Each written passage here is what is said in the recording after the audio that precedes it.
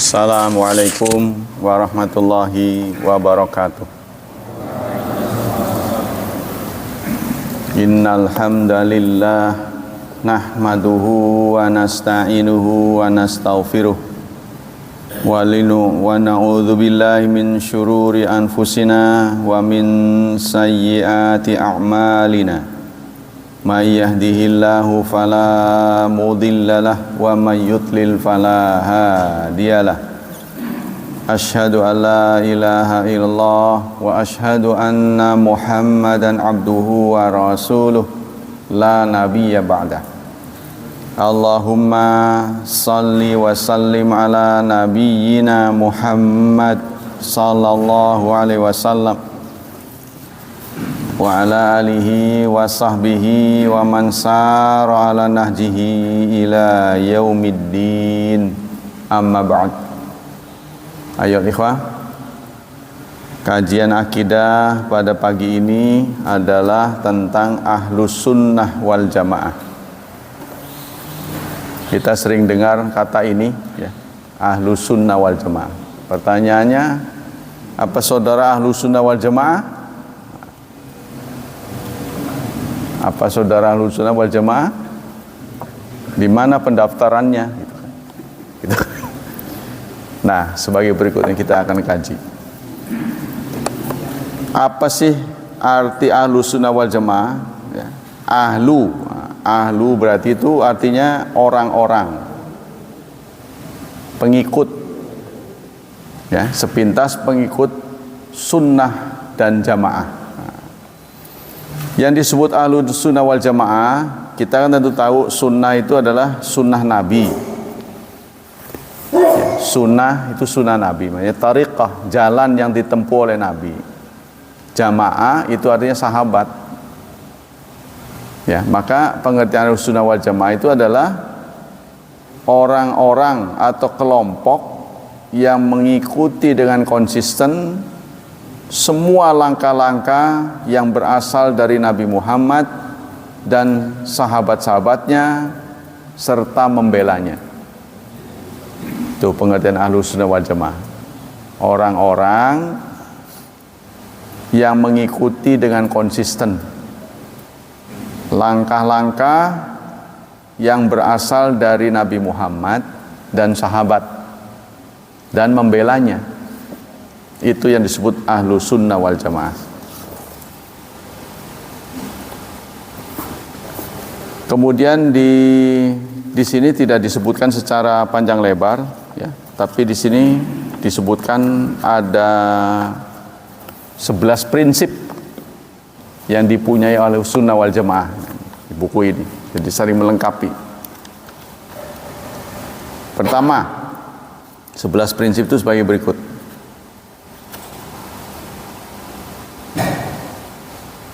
Ini saya singkat-singkat ya, bukunya setebal ini. Pertama, inna mu'taqad salafus salih ahlus sunnah wal jamaah fi usul iman yatalakhas fil iman. Dalam iman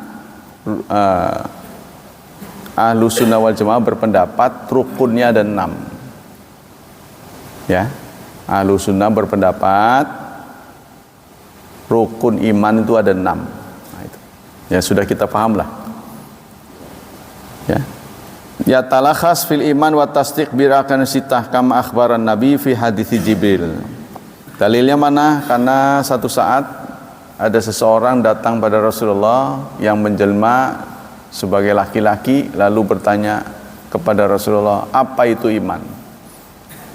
Lalu Rasulullah menyatakan antu'mina billah, Anda beriman pada Allah, wa malaikatihi, malaikat-malaikatnya, wa kutubihi, kitab-kitabnya, wa rasulihi dan rasulnya, wal yaumil akhir, hari akhir, dan iman kepada qadar baik dan buruknya.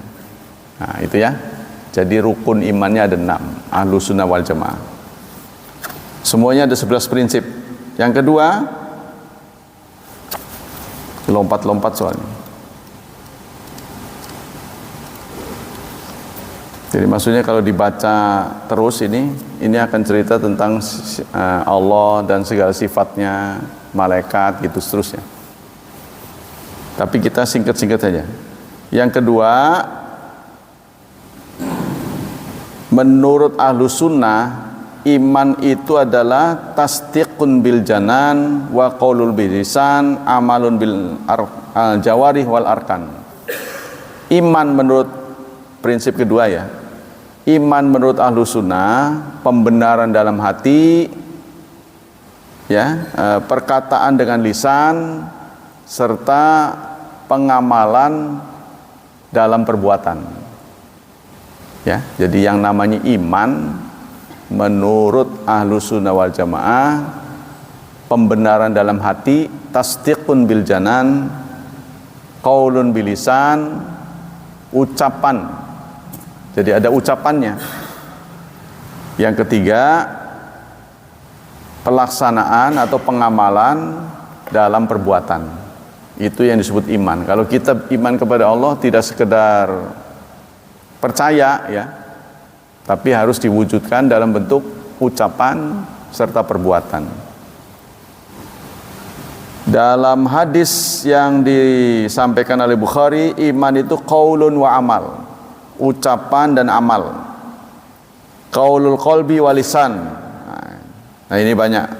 Dalam hadis yang lain sebut la iman illa bil amal, tidak ada iman kecuali dengan amal.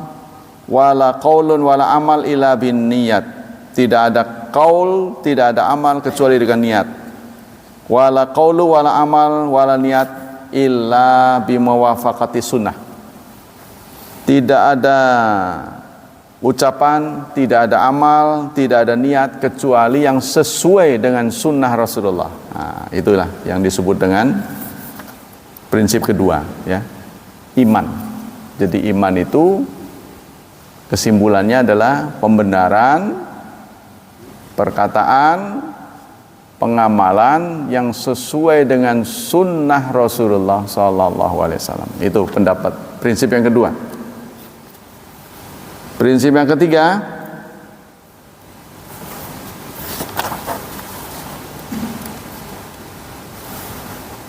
la yukaffiran, la yukaffirun, mereka tidak mengkafirkan seseorang. Prinsip yang ketiga, Ahlus Sunnah wal Jamaah tidak gampang mengkafirkan orang, singkatnya gitu. La yukaffiruna ahadan bi'aini minal muslimin irtakabu mukaffiran illa ba'da iqamatil hujjah allati yakfuru bimujibiha. Ahlus Sunnah wal Jamaah tidak mudah mengkafirkan orang sebelum ya mereka melakukan perbuatan-perbuatan yang mengakibatkan kafir. Jadi kalau sekedar nggak sholat, ya nggak sholat terus-terusan maksudnya. Jadi kalau pernah sholat itu dianggap beriman. Kalau jarang sholat itu tidak menyebabkan kafir, maksiat maksudnya. Jadi kita tidak boleh mengkafirkan orang yang nggak sholat.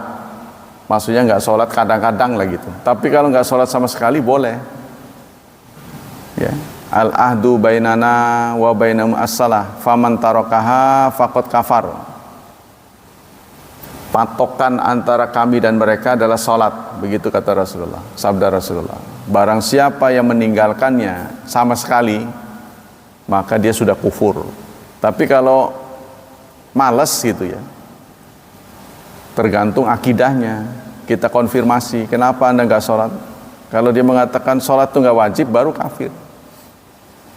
Tapi kalau dia jawab, males saya gitu, nah itu belum kafir, cuma maksiat. Kita tidak boleh mengkafirkannya gitu. Jadi jangan gampang mengkafirkan orang. Ini prinsip yang ketiga ya. La yukafira, dalam surat An-Nisa ayat 48 Allah menyampaikan, innallaha la yaghfiru ay yushraka bih. Allah tidak mengampuni untuk diserikatkan. Tapi Allah mengampuni dosa di bawah musyrik. Wa may yusyrik billah faqad iftara itsman azima. Barang siapa yang menserikatkan Allah, maka dia telah mengada-ada berbuat dosa besar. Nah, prinsip yang kedua, tidak gampang mengkafirkan orang. Nah, itu ya. Jadi contohnya presiden nggak cocok sama kita, jangan dikafirkan, nggak boleh, karena beliau juga menyatakan diri sebagai muslim, ya, walaupun kita nggak seneng. Nah, itu kan istilahnya kecenderungan pribadi, ya, kita nggak bisa membuat orang senang semua sama kita. Pasti ada yang suka, ada yang tidak suka. Hak dia, hak seseorang untuk tidak suka, tapi tidak boleh mengkafirkan gara-gara berjabatan tangan dengan negara komunis, lalu kita tuduh komunis. Jangan gampang begitu, nggak boleh gitu. Dasar PKI itu kan maksudnya komunis itu kafir. Hati-hati itu mengucapkan, nggak boleh mengkafirkan orang. Kalau tidak ada dasarnya, itu akan kembali kepada kita. Ya, kita ngomong kalau saya nggak suka silahkan, nggak cocok silahkan, ya, itu hak kita kan. Karena nggak semua orang kan cocok. Kalau cocok nggak cocok itu kan, itu hak kita memberi penilaian. Tapi tidak boleh menjudge dia kafir, itu nggak boleh. Kemudian yang keberapa nih? 4 ya, 82 lompat soalnya. Yang ke-82, yang keempat, al-wa'du wal wa'id, iman terhadap janji dan ancaman. Ya, menurut rukun yang keempat, dasar atau prinsip ahlu sunnah yang keempat, percaya, iman kepada janji dan ancaman Allah. Wa min usuli aqidati salafus salih ahlus sunnah wal jamaah al iman binusutil wa'di wal wa'id. Salah satu prinsip dasar salafus salih ahlus sunnah wal jamaah, iman terhadap janji dan ancaman. Yu'minu biha, mereka beriman, wa yu'miru wa yamurunaha kama ja'at, wala yata'aradun, tidak boleh ditakwil. Wa yuhakkimuna nususal wa'di wal wa'id. Dalam suatu hadis disebutkan begini, inna rajula, seseorang, la ya'malu amala ahlil jannah, beramal seperti ahli surga. Ini hadis Nabi. Fima yabdu, pada apa-apa yang terlihat. Kelihatannya dia orang baik, kelihatannya dia ahli surga, itu kelihatan, ya. Wa huwa min ahlin nar, padahal dia ahli neraka. Ini kenapa Rasulullah mengatakan begitu? Karena Rasulullah tahu hakikatnya. Jadi wawasan Rasul, ya, berasal dari wahyu. Kalau kita kan hanya tahu yang kita lihat, yang kita dengar dan kita rasa, itu berdasarkan akal. Tapi Rasulullah punya wawasan lebih. Ada orang yang amal sehari-harinya, ya, seperti amal ahli sorga, padahal dia ahli neraka. Begitu kata Rasulullah.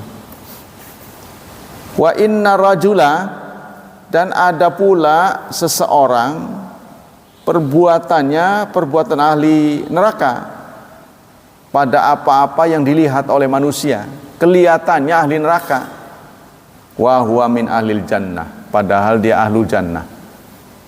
Tuh, kita harus hati-hati.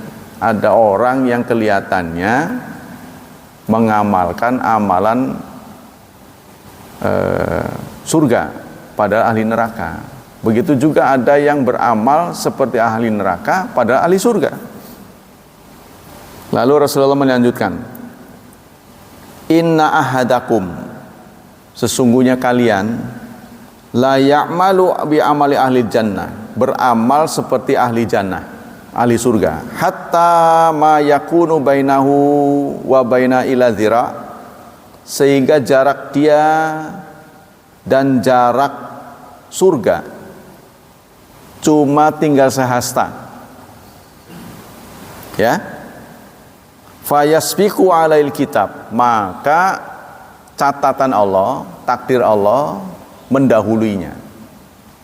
Fayamalu bi amali ahli nar, lalu dia beramal seperti ahli neraka, maka dia masuk neraka. Ngerti nggak deh? Ada orang yang sehari-hari beramal surga, amalannya tinggal sedikit lagi gitu, mendekati ajal, tinggal sedikit lagi, dia berubah total menjadi mungkar. Nah, ini yang kita takuti, saudara.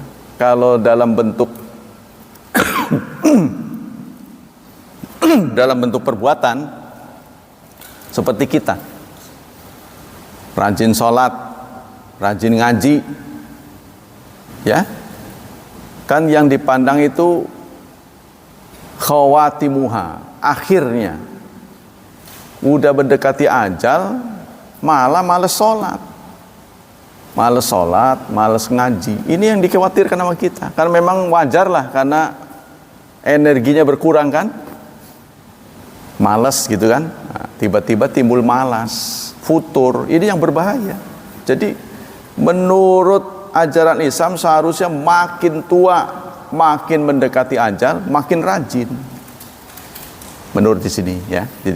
Jadi ada orang, kata Rasulullah, yang beramal dengan amal baik tinggal sedikit, ila zira, sehasta. Tahu-taunya dia beramal seperti amal ahli neraka, masuklah dia ke neraka.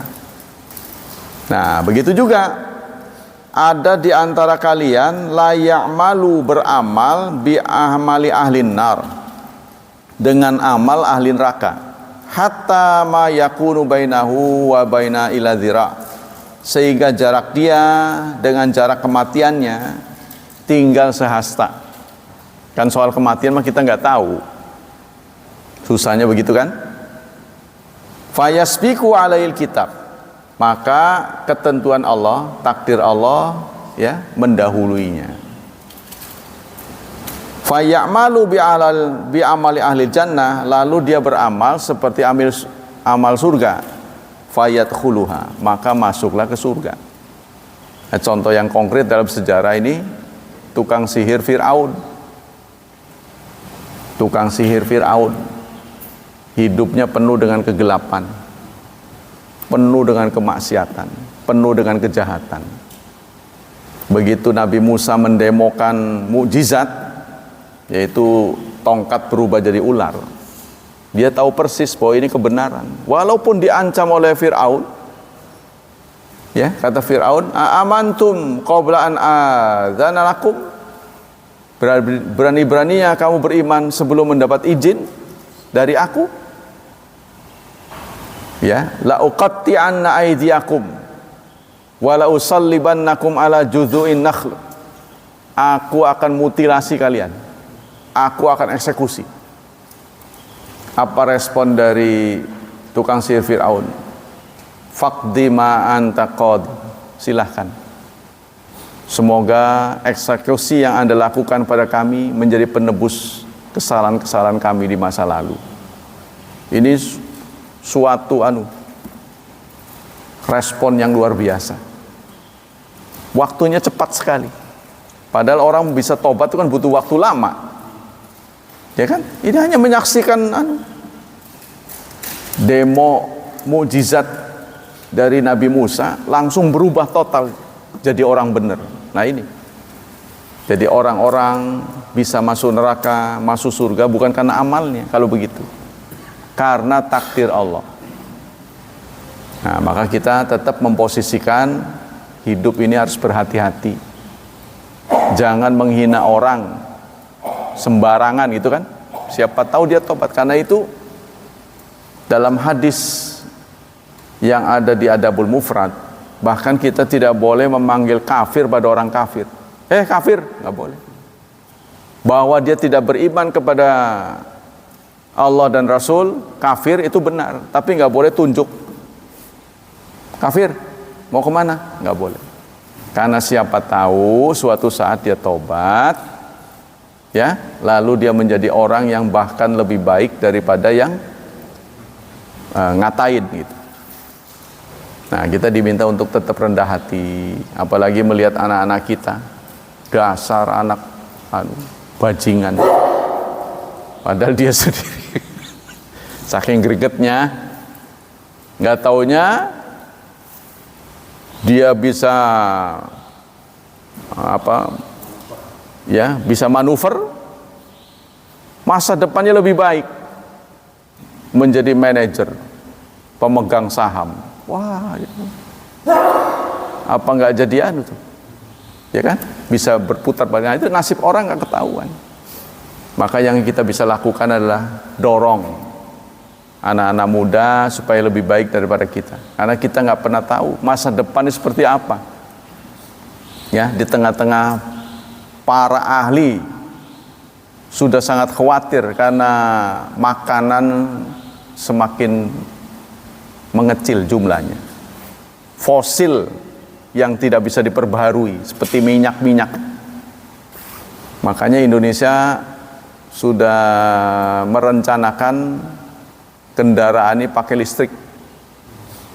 Sudah direncanakan. Ya.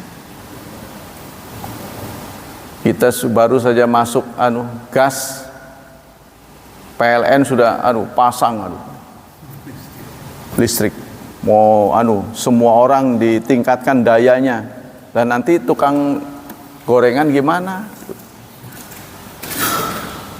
Tukang gorengan yang pakai gerobak apa bisa ya boros apa gimana? Wallahu a'lam. Karena kita ini oversupply katanya, stok listrik kebanyakan karena didanai oleh uang-uang ini tadilah. Jadi gimana supaya balik lagi? Konsumennya kurang, maka dipaksa rakyat terus pakai. Ya, dulu ada rencana itu pembuat baterai terbesar itu dari Italia apa dari Prancis tuh, yang sudah berencana invest di Indonesia, bikin pabriknya, dialihkan ke negeri lain. Jadi kalau itu sampai terjadi, kita akan menjadi punya pabrik baterai terbesar di dunia. Tapi itu tidak terrealisasi. Dia beralih ke negara lain. Kita lanjutkan. Itu yang keempat. Sekarang yang kelima, prinsip yang kelima. Balik lagi ke isi halaman. Kelima, halaman 787.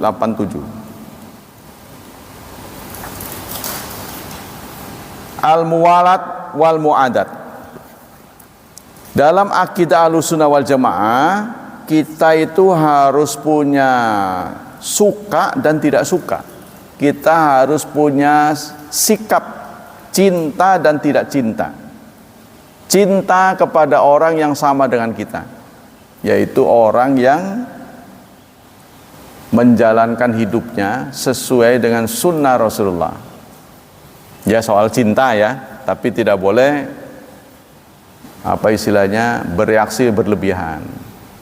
Begitu juga benci kepada orang yang benci kepada sunnah Rasulullah. Ya, jadi kita cinta dan benci itu harus sesuai dengan aturan. Cinta kepada orang yang cinta pada sunnah, benci kepada orang yang benci pada sunnah. Maka Allah Subhanahu wa taala berfirman, ya, dalam surat apa ini? Wal mu'minuna wal mu'minat, surat 9 sebenarnya. Ayatnya ayat berapa? Ayat 71. Wal mu'minuna wal mu'minatu ba'duhum awliya'u ba'd. Mukmin yang satu dengan mukmin yang lain, satu sama lain aulia, menjadi penolong. Ya, menjadi pembela. Ya'muruna bil ma'ruf wa yanhauna 'anil munkar. Mereka menyuruh yang ma'ruf dan melarang yang mungkar. Surat 9 ayat 71.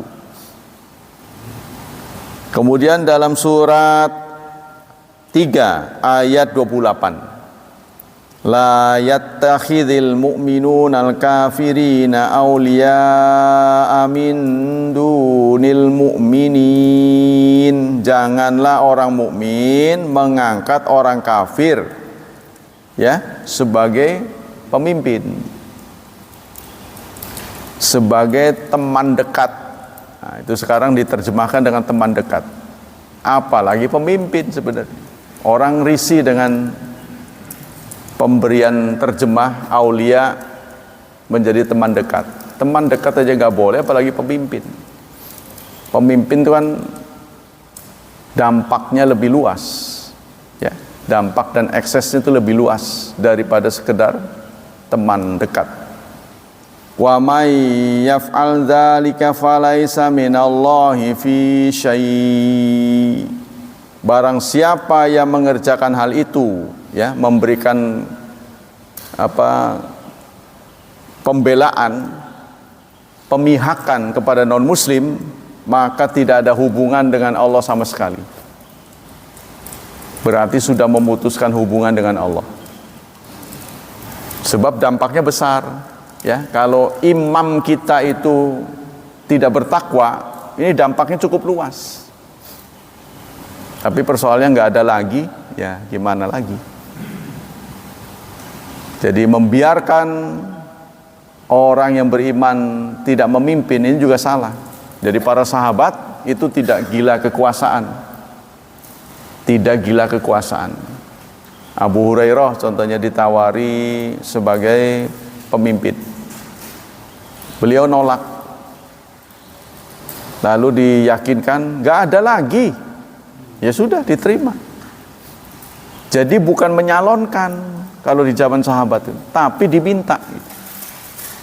Makanya ada hadis mengatakan, barang siapa yang mencalonkan diri, maka dia akan dikuasai oleh pemilihannya gitu. Allah tidak ikut membantu. Tapi kalau dia diminta, nah ini yang benar. Ya, berarti orang minta dia supaya mimpin itu karena dia yang dipandang pas, bukan mencalonkan diri. Ya, jadi cinta dan benci itu harus ya sesuai dengan Quran dan Sunnah. Cinta karena Allah, benci karena Allah. Dan pengertian La ilaha illallah itu artinya ada unsur baro'ah.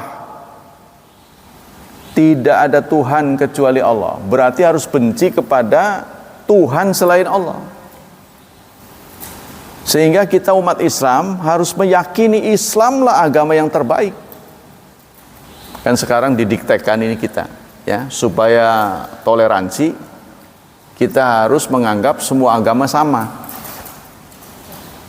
Begitu tuh ajaran sekarang tuh, termasuk yang buku-buku wajib yang sudah dibuat oleh Kementerian Agama dan wajib dibaca, ya, wajib baca untuk madrasah-madrasah. Itu di dalamnya ada muatan-muatan yang mengarah kepada toleransi, bukan antar umat, bukan. Termasuk, bukan antar agama, bukan, tapi dalam agama. Sehingga ada dialog, kamu agamanya apa? Saya agamanya Buddha, kamu Islam, kamu Katolik. Oh, semua agama sama gitu. Nanti ini kalau terus didiktekan, ini masuk ke dalam bawah sadar, ke alam bawah sadar, ya, sampai ke dalam pergaulan. Kalau kita melihat beda, sama semua agama. Akan begitu. Begitu juga kelak memilih jodoh. Ketika dia melihat calon jodohnya itu berbeda agama, nggak masalah, karena didikan dari dalam, dari kecil. Begitu juga nanti penguburan, udah nggak perlu beda-beda, semua kuburan sama, semua boleh dikubur di pekuburan. Akan begitu nanti arahnya, ya. Jadi agama sudah tidak jadi soal. Nah, inilah yang diharap oleh orang-orang yang minoritas, supaya angkanya menggelembung. Kan mengkafirkan orang Islam itu kan susah luar biasa, ya. kasih bantuan mah diambil tuh, tapi suruh keluar dari agamanya nggak mau tuh. Pinter. Ada bantuan buat madrasah, bangku katanya, diterima, tapi begitu bangkunya ada tulisannya di bawah inventaris dari gereja apa, dia minta ini jangan ada, ini dihapus. Wah nggak bisa Pak, oh nggak bisa, angkat. Begitu dia. Kalau mau ngasih jangan ada ciri-ciri begitu. Nah, pinter itu. Itu yang kemarin geger kan. Maka prinsip berikutnya.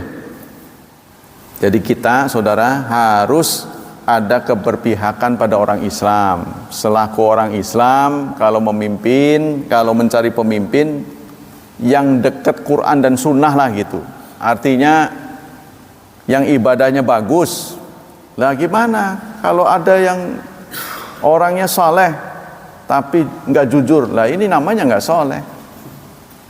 Kan kita suka dihadapkan pada begitu. Mana pilih yang mana? Islam tapi orangnya nggak benar, atau benar tapi nggak Islam? Kan suka begitu. Emang cuman itu doang? Karena ada juga orang Islam yang benar banyak. Nah kita ini dihadapkan pada pencalonan yang susah milihnya. Tuh, akhirnya begitu. Ya, sebab tidak ada sebenarnya yang bisa menyatukan Indonesia ini kecuali orang Islam. Itu harus menjadi keyakinan orang Islam. Bukti yang paling konkret adalah Timur misah. Agamanya apa tuh? Kan Kristen, Katolik. Ya. Infrastrukturnya udah dibangun dengan uang negara. Besar-besaran kita investasi. Diambil sama dia. Dulu mah diem aja. Lihat Aceh. Aceh kan Islam, sudah ada niat pengen pisah dari Indonesia, tuh kan? Tapi karena dia sadar, buat apa sih kita buat kepemimpinan Islam juga, udah menyatu saja. Akhirnya dia bersatu. Itu satu bukti. Kalau dia bukan Islam pasti udah misah. Dan dulu ada niatan dari menteri yang sekarang jadi menteri nih, ya. Yang ngatur kemarin COVID itu mau memisahkan diri itu Sumatera Utara. Kalau begitu caranya kita juga, makanya digagaslah sekarang Menteri Agama itu tidak boleh disebut Menteri Agama gitu. Jadi dulu kan sebutnya Menteri Agama. Sekarang enggak, Menteri Agama. Makanya Anda bisa lihat salamnya juga ada 5. Selamat, assalamualaikum. Apalagi saya juga nggak hafal. Salam, budaya apa gitu saya nggak ingat. Kan di zaman yang dulu rezim dulu mah satu, assalamualaikum warahmatullahi wabarakatuh, cukup satu, selamat siang, salam nasional sudah cukup. Dan kita juga gatel, kita ngerewangi gereja aja nggak ngerewangi kita. Kecuali ada di Tuban itu masjid sama gereja berdampingan. Ketika ada perayaan di gereja, tempat parkirnya nggak cukup, pakailah dia masjid. Kenapa? Karena orang Islam juga menyelenggarakan apa itu, parkirnya nggak cukup, pakai lahan dia, gantian, ya cocok lah begitu. Tapi ini ada orang-orang tertentu, dia aja nggak ke kita ke dia. Ini yang begini, ini menurut saya carmuk. Nah kita lanjutkan. Prinsip yang kelima, sudah ya, kelima sudah, sekarang keenam, 93. At-tasdiq bi karamatil aulia, membenarkan adanya karomah wali-wali. Min usuli aqidati salaf wassalih ahlussunnah wal jamaah at-tasdiq bi karamatil aulia wa hiya ma qad yujarribullahu ta'ala ala aidi ba'dis salihin min khawarikil adat. Jadi yang disebut mukjizat itu kan perbuatan khawarikul adat yang menyalahi kebiasaan, ya kan? Contohnya membelah lautan, api membakar Nabi Ibrahim, tapi nggak panas. Api kan biasanya panas dan membakar. Ketika berhadapan dengan Nabi Ibrahim, dingin, tidak membakar. Nah, ini juga bisa terjadi pada salafus salih. Salafus salih. Nah, kita harus meyakini. Tapi bahasanya bukan mukjizat, namanya karomah. Dan karomah itu boleh jadi sudah terjadi pada kita. Kalau yang menurut akal kita itu tidak mungkin, tapi kok bisa terjadi? Ya, itu bentuknya karomah itu.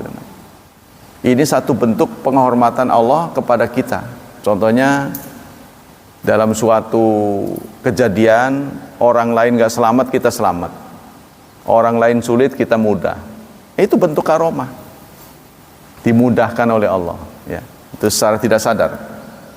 Kama dalla zalika Alkitab wa Sunnah. Allah menyatakan dalam surat Yunus surat ke-10 ayat 62 sampai dengan 64. Ala inna awliya Allahi la khaufun alaihim wa la hum yahzanun. Ingatlah, ketahuilah, sesungguhnya wali-wali Allah tidak ada kekhawatiran mereka, tidak pula mereka bersedih hati. Contohnya kepada Maryam. Maryam kan perempuan, tidak mungkin nabi perempuan. Ya, satu saat mereka mendapati ada makanan di depan Maryam. Padahal yang mensuplai makanan itu sudah ada orangnya. Tuh, kok sudah ada? Dari mana ini? Anna laki hadza huwa min indillah, dari sisi Allah. Konon Allah memberikan karomah kepada Maryam dengan memberikan buah yang langka, yang saat itu lagi nggak musim. Kok tiba-tiba ada? Berarti kan dia keluar. Kamu beli di mana, kan begitu singkatnya? Enggak, ini dari Allah. Nah, ini adalah salah satu bentuk karomah. Ya, begitu juga banyak yang lain. Contohnya Maryam, ketika beliau mau melahirkan nggak ada orang. Bisa nggak perempuan melahirkan tanpa bidan? Kan susah, tanpa pertolongan, karena memang nggak ada orang. Lalu Allah menyuruh, wahuzi ilaika bijithin nakhlah tusakit alaika rutaban janiyah. Tekanlah perutmu ke batang kurma. Nanti kurma itu akan berjatuhan, ya, dan akan menjadi nutrisi buatmu. Ada seorang syekh, ya, dia membawa jamaahnya untuk umroh. Lalu dia datangi pohon kurma. Dikeroyok 100 orang nggak goyang. Ini kok perempuan mau melahirkan, suruh itu supaya goyang, itu pada jatuh. Ini kan namanya mukjizat kalau dalam bahasa Nabi. Tapi karena Maryam ini perempuan, bukan Nabi, disebut karomah. Itu juga tidak lepas dari kita. Ya. Nah, itu ada keyakinan. Itu yang keberapa tadi? Ke-6 ya. Nah, ya, semuanya ada 11. Yang ke-7, 97 halamannya. At-talaqi wal istidlal, dalam penentuan dasar benar nggak benar, parameter manhajus salaf, ya, itu adalah kitabullah dan hadis yang sahih. Parameternya ini yang benar yang mana? Kalau Anda berbeda pendapat dengan saya tentang panjang meja ini, kan parameternya meteran, ya. Kata Pak Andi, 1,5 meter itu. Enggak, itu 1,10 meter. Beda dengan saya. Parameternya meteran. Itu kan? Pasti sepakat. Oh iya benar, saya yang salah. Contohnya gitu. Berapa suhu udara di ruangan ini? Parameternya termometer. Begitulah semua. Tapi kalau sekarang kita dihadapkan pada perselisihan, yang benar yang mana gitu. Dalam segala hal yang kita nggak bisa diraba oleh ilmu pengetahuan. Kan itu tadi, kalau suhu nggak bisa tanya Quran, hadis, mana hadisnya nggak bisa lah. Saya berpendapat ini, contohnya 26. Anda 28. Mana hadisnya? Enggak, bukan. Enggak cocok itu mah. Urusan dunia sama parameternya ada. Nah, parameter benar apa enggak dalam Islam ini adalah Quran dan Sunnah Rasulullah serta perilaku sahabat. Kalau kita temui yang ono ngomong begini, yang ngomong, kita lihat mana yang lebih sesuai. Pernah nggak dilakukan oleh Rasulullah, para sahabat? Pernah nggak? Ada nggak beritanya? Itu parameternya itu. Ya, itu prinsip-prinsip. Berdasarkan apa parameter ini? Yaitu surat 33 ayat 36. Allah berfirman, wa ma kana lil mu'minin wala mu'minatin, tidak layak seorang mukmin laki-laki dan perempuan, idza qadallahu wa rasuluh, apabila Allah dan Rasulnya sudah menentukan amron, suatu urusan, ayyakuna lahumul khiyarah, mereka punya pilihan. Jadi tidak layak seorang mukmin laki-laki dan perempuan kalau sudah ada putusan Allah mempunyai pilihan lain. Ya. Wa may ya'sillah wa rasulah, berarti kalau dia punya pilihan lain disuruh A malah B gitu contohnya. Disuruh B malah C. Itu namanya maksiat. Faqad dhalla, maka orang itu sudah sesat, dhalalam mubina, sesat yang nyata. Nah, ini patokannya. Kemudian Rasulullah pernah menyampaikan, aku tinggalkan pada kalian dua hal, lan tadillu, kalian tidak akan pernah sesat, ma tamassaktum bihima, sepanjang kalian berpegang pada keduanya, kitaballah wa sunnat rasuli, kitabullah dan sunnat rasul. Nah, inilah pesan-pesan Allah dan Rasul pada kita. Prinsip yang ke-7. Wah, kalau keburu mudah-mudahan ya 11 ya. Yang ke-8,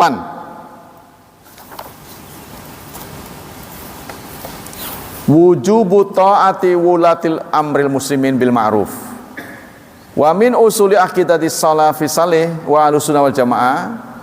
Salah satu prinsip, ya, prinsip berikutnya dari akidah salaf sunnah ahlussunnah wal jamaah, annahum yarawna wujuba ta'ati wulati ulil umuril muslimin. Wajib taat kepada waliul amri. Wajib taat. Nah, kalau urusan masjid, taat pada DKM. Ya, DKM-nya mengatakan nggak kunut, ya sudah nggak kunut. Dalam masalah khilafiyah, boleh A, boleh B. Yang kita turut apa? Imam kita. Paham ya? Ini masih banyak orang yang nggak, imam kita. Jadi imam kan Rasulullah sudah mengatakan innama ju'ilal imamu liyutamma bih. Imam dijadikan untuk diikuti. Jadi maksud saya, kalau ada khilafiyah A dan B, yang kita pilih mana? Kalau kita sholat sendiri, itu pilihan kita. Kalau kita sholat sendiri, itu pilihan kita. Apa yang menurut saya yang harus dipilih? A dan B. Contohnya kunut tidak kunut, kan khilafiyah tuh. Untuk saya memilih tidak kunut, itu hak Anda. Tapi ketika Anda berjemaah harus ikut imam, nggak bisa sendiri. Contohnya ketika imamnya itu berkunut, Anda tidak kunut, karena itu khilafiyah, harus ikut. Ketidaksetujuannya itu paling dalam bentuk ucapan. Jadi ketika dia Allahumma hdina fi man hadait, maka kita harus begini. Cuma kita nggak ngomong. Tindakan harus, tapi ucapan tidak. Tuh. Ketika imam memilih menerjunkan dirinya waktu sujud itu dengan dengkul, ikut dengkul kita. Kan ikutlah. Kalau dia kepala dulu, ya udah kepala dulu. Walaupun menurut saya dengkul yang benar, tapi kalau kita lagi berjemaah, gerakannya harus ngikut imam. Gitu. Jangan nggak boleh protes itu. Nah, karena kita sudah menjadi makmum. Kalau dalam masalah khilafiyah, begitupun duduknya. Di sini imam sholat subuh aja. Ada yang memilih duduk tawaruk sholat subuh. Ya kita ikut tawaruk. Sepanjang kita tahu. Tapi kalau kita sudah terhalang berapa baris kan kita nggak tahu. Tapi kalau kita sudah tahu imam itu pasti duduknya begini, kita harus ikut dia dalam urusan gerakan, bukan ucapan, gerakan. Jadi kalau dia terjunnya dengkul dulu, itu namanya ngikut, taat namanya. Ucapan boleh berbeda. Ya, contohnya Pak Rojali, kita sudah tahu kecenderungannya kalau sholat subuh duduknya iftirash sebelum salam. Kita harus iftirash. Itu taat, bentuk ketaatan. Tadi saya katakan tidak semuanya, dalam hal-hal yang sifatnya khilafiyah. Kalau satu saat imam memilih sholat tarawih 4-4, ya kita harus 4. Salamnya, nah, Muhammadiyah kan memilih 4, ya sudah, kita kebetulan jadi makmum 4. Kalau kita diminta ke tempat mereka, Pak di sini sholat begini khilafiyah, ya nggak apa-apa, saya ikuti kamu. Sepanjang khilafiyah. Nah, tapi kalau orangnya jadi tidak kunut, kita memilih sholat subuh itu kunut, nggak boleh kita waktu sami Allahu liman hamidah dia doa panjang terus kita Allahumma dini fi, nggak boleh itu. Imam manapun nggak membolehkan. Sebab status kita menjadi makmum, harus ikut, kecuali imamnya mungkar. Contohnya sholat maghrib setelah 2 rakaat, setelah sujud di rakaat kedua, imam mestinya apa? Duduk kan? Untuk tasyahud awal. Setelah sujud di rakaat kedua, mestinya kan imam duduk untuk tasyahud awal. Dia mau berdiri. Imamnya kebetulan berdiri. Kita selaku makmum, apa yang kita lakukan? Kita melakukan teguran, subhanallah, subhanallah. Tapi imam nggak ngerti, mungkin dia melamun apa-apa itu. Dia kan punya hak prerogatif, kita harus hormati. Tetap aja berdiri, kita harus berdiri. Karena itu sunnah, iftirash itu sunnah. Ya, duduk iftirash tasyahud awal, maksudnya tasyahud awal itu sunnah. Tapi kalau sudah 3 rakaat lain hal. Sudah rakaatnya sudah 3, sholat subuh sholat maghrib, dia mimpin sholat maghrib, rakaatnya sudah 3. Begitu sujud di rakaat ketiga bangun lagi padahal kan sudah selesai rakaatnya. Nah ini namanya mungkar.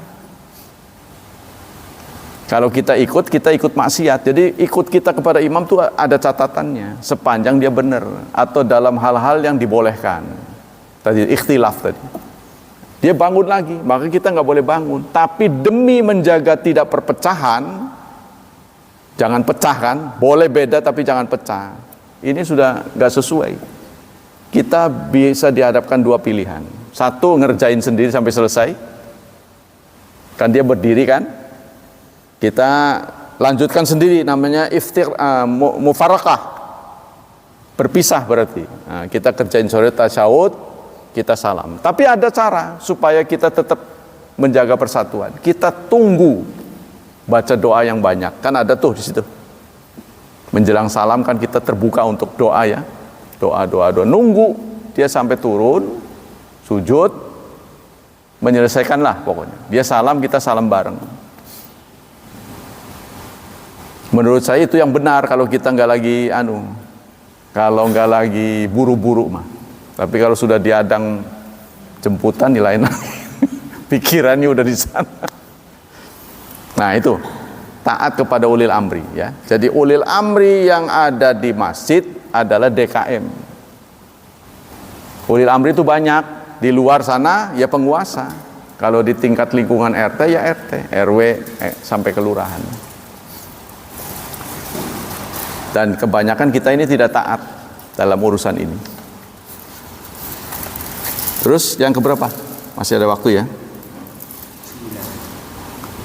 Ya, ke-9 sekarang. Semuanya ada 11. 106. Yang kesembilan, wa min usuli aqidati was salafus salih ahlus sunnah wal jamaah, menurut prinsip akidah salafus salih ahlus sunnah wal jamaah, hubbu ashabi rasulillah, kita harus cinta kepada sahabat. Selain kita cinta pada Allah, pada Rasul, kita juga harus cinta pada sahabat, ya. Kita tidak boleh menyepelekan amalan mereka, tidak boleh meremehkan sikap-sikap mereka. Wassalamatu qulubihim wa alsinatim tujahum, tidak boleh mengkritik mereka. Kita harus pertimbangkan apa yang dilakukan oleh sahabat. Nah, itu yang saya pernah katakan, gara-gara Utsman bin Affan memimpin sholat berjemaah di Mina, sholat zuhur 4 rakaat, kan beliau musafir kan, tinggalnya di Madinah.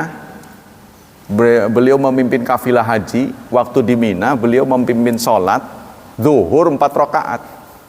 Padahal Rasulullah kemanapun safar, beliau selalu yang 4 dikerjain 2, maksudnya qasar. Sehingga ada seorang sahabat yang di belakang beliau mengucapkan inna lillahi wa inna ilaihi raji'un. Tapi sahabat ini tetap ngikut beliau di belakang.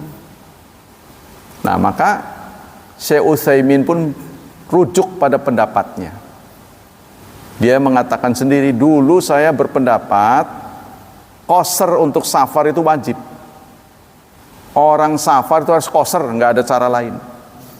Karena begitulah yang dicontohkan oleh Rasulullah. Tapi berhubung ada riwayat Utsman bin Affan begitu, maka beliau mengatakan qasar sholat itu adalah rukhsah. Ya, keringanan, dispensasi. Gitu. Mana yang kita pilih, kata Syekh Utsaimin, kalau Anda sudah ada di satu tempat, kalau qasar nggak bisa berjemaah, karena jumlah yang safar kan sedikit kan. Contohnya kita tempat tinggalnya di Surabaya, kita udah nyampe Surabaya kan, selama di Surabaya itu berhari-hari kita sholat di masjid. Kalau kita qasar kan nggak ada jamaahnya, mau cari orang yang safar kan kurang, kecuali di tempat rest area banyak. Tapi kalau sudah di tempat gitu, ya kan, mana yang Anda pilih? Kalau Anda sholat berjemaah kan dapat pahala besar. Tuh, ikut. Nah, menurut Syekh Utsaimin bagusnya meleburkan diri, sholat biasa. Tapi kalau kita dihadapkan sama-sama, sana juga bisa berjemaah, ini bisa berjemaah, qasar yang kita pilih. Oh, di sini juga banyak pengikut qasarnya gitu, yang akan qasar. Nah, qasar bagusnya. Contohnya kita rombongan, memang ke Surabaya tapi satu bus, kan bisa itu qasar semua. Nah, berarti bagusnya qasar. Begitu menurut pilihan Syekh Utsaimin. Masih ada ya? Nah, kagol nih tinggal 2. Yang ke-10, 111. Yubghiduna alal ahwa wal bidah. Kita harus, karena kita ahlus sunnah wal jamaah, harus membela sunnah. Sehingga kita harus menghindari perbuatan-perbuatan bid'ah dan ahlul bid'ah. Tapi meninggalkan mereka harus, teknisnya harus sopan gitu kan. Jadi harus baguslah. Wa min usuli aqidah salafus salih annahum yubghiduna alal bidah. Kita harus benci kepada perbuatan bid'ah. Alladzina ahdatsu fid din, yang merupakan cara-cara baru, ya, mengada-ada dalam masalah agama. Nah, ini sudah banyak hadisnya. Jadi barang siapa yang melakukan hal yang tidak dicontohkan Rasulullah, fahuwa raddun, maka tertolak. Gitu ya. Kita boleh benci, kita membenci, tapi bencinya jangan dieksplor gitu ya, terlalu gitu, keterlaluan. Nah, jadi harus hati-hati, apalagi di tengah-tengah masyarakat. Apalagi bid'ahnya didukung oleh pemerintah, kan kayak rok tuh. Di satu sisi harus taat, di sisi lain dia nggak cocok gitu kan. Nah, ini akan bermasalah. Yang dukung banyak orang. Yang terakhir, nah ini 120. prinsip terakhir dari Ahlussunnah wal Jamaah, ya'muruna bil ma'ruf wa yanhauna 'anil munkar. Tidak boleh meninggalkan sikap amar ma'ruf, menyuruh yang benar dan menjauhkan diri dari yang mungkar. Amar ma'ruf nahyu 'anil munkar tetap harus dijalankan. Jadi kalau kita melihat ada kemungkaran, ya sekuat tenaga kita harus tolak. Kalau kita berkuasa dengan kekuasaan, kalau kita ngomong dengan ngomong, kalau nggak bisa dengan hati. Dan itu selemah-lemah iman. Kalau ada kebaikan kita harus nyuruh orang, ayo kita berbuat baik. Nah ini jangan ditinggalkan prinsip ini. Demikianlah hadirin hafizani wa hafizakumullah, 11 prinsip yang dimiliki oleh orang yang mengakui Ahlussunnah wal Jamaah. Iya, maksudnya taat di sini ditujukan kepada pengikutnya, bukan imamnya. Maksudnya usernya ini makmumnya. Kita kalau melihat imam harusnya duduk, dia berdiri. Subhanallah kan begitu kan? Subhanallah, tapi dia nggak juga. Tetap aja. Kalau itu kan untuk imamnya.